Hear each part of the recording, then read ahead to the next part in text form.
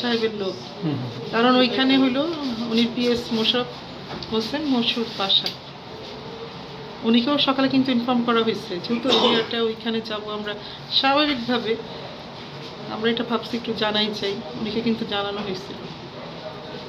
আর এখানে যারা ছিল সবাইকে আমার লোকেরা যারা আহত হয়েছে সবাই চিনি, সবার নাম। আপনার কি কি ক্ষতি হয়েছে, আক্রমণটা কি হয়েছিল? আক্রমণটা তো আমার সামনে 20টা থেকে 30টা গুন্ডা ছিল, এরা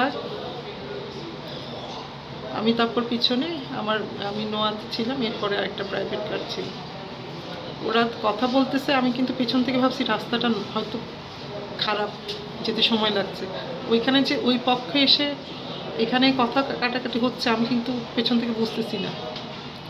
হঠাৎ করে দেখি ওরা মনে ককটেল মারছে, একটা পুরো ধোঁয়া হয়ে গেল, এর মধ্যে দেখলাম জসিম ভাই, তারপর আমাদের পারভেজ ভাই, শাহাবুদ্দিন, আরও কটা ছেলে দৌড় দিয়ে এসে আমার গাড়ি ব্যারিকেড দিল।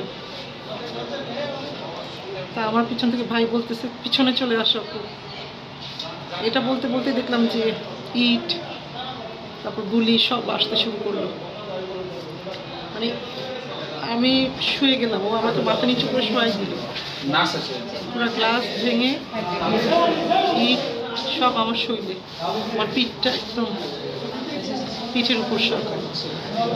পরে ওরা রড নিয়ে আসতেছে, আমার ভাই আমাকে তাড়াতাড়ি করে নামাইলো, রডের বাড়ি একটা আমার ভাইয়ের শরীরে অর্ধেক রাখলো আর বাকিটুকু আমার পিঠে।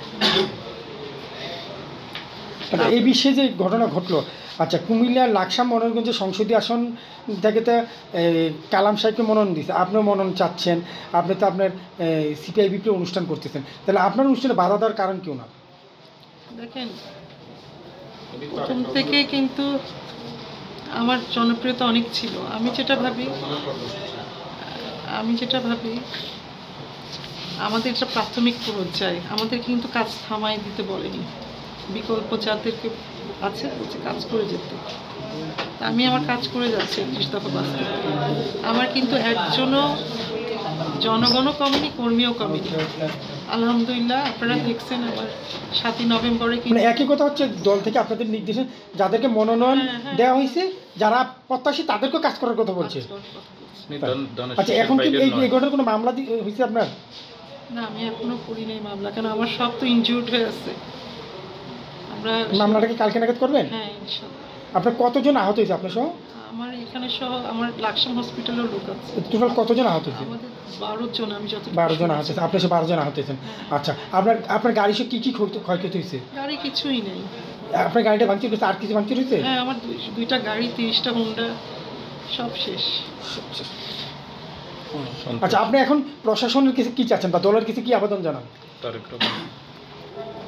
দলের কাছে যে সুষ্ঠু বিচার চাই, জননেতা তারেক রহমানের কাজ করতেই আমি বের হয়েছি, এটা আমার ব্যক্তিগত কোনো স্বার্থের জন্য না।